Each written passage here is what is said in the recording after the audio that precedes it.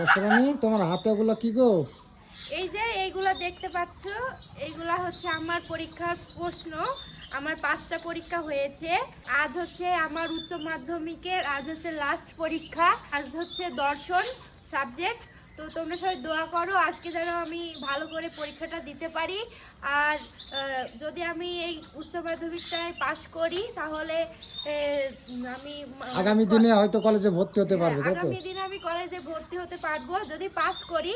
তোমরা যেন দোয়া করো আমি যেন পাশ করি, তাহলে কলেজে ভর্তি হব, সেটাও তোমাদের সাথে শেয়ার করতে পারবো।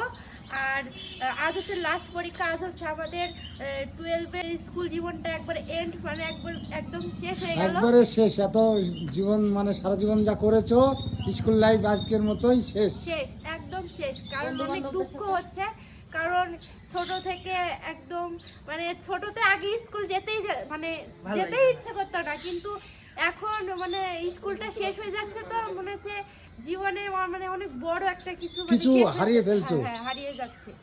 এটা তো সাধারণ হবেই, কেননা স্কুল জীবনে অনেক বন্ধু বান্ধবের সঙ্গে আনন্দ, গল্প বা একসঙ্গে স্কুলে যাওয়া বা প্রাইভেটে যাওয়া, হ্যাঁ, সেটাকে আজ তুমি ফিল করছো, তাই তো? হ্যাঁ হ্যাঁ হ্যাঁ, যারা এই স্কুল জীবনটা শেষ করেছে তারাই বুঝবে মানে আজকে কষ্টটা। ঠিক আছে গাইস, তোমরা সব দোয়া করো, আজ পরীক্ষা দিতে যাচ্ছি।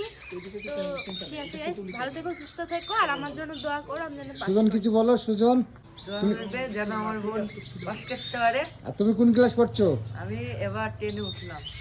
তুমি মন দিয়ে পড়াশোনা করো, মন দিয়ে করবো। সামনে মাধ্যমিক পরীক্ষায় পাস করতে। মাধ্যমিক এক্সাম আসছে, তুমিও মন দিয়ে পড়াশোনা করো, না তুমিও তো পাস করতে পারবে না।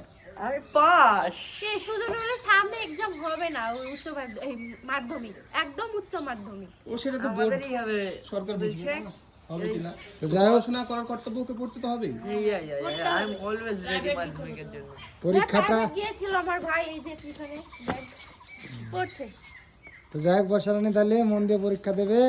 আর পরীক্ষা যখন চালু করবে তখন আল্লাহর নাম নিয়ে বিসমিল্লাহ বলে পরীক্ষা চালু করবে, কেমন? ইনশাল্লাহ পাস করবে, কেমন?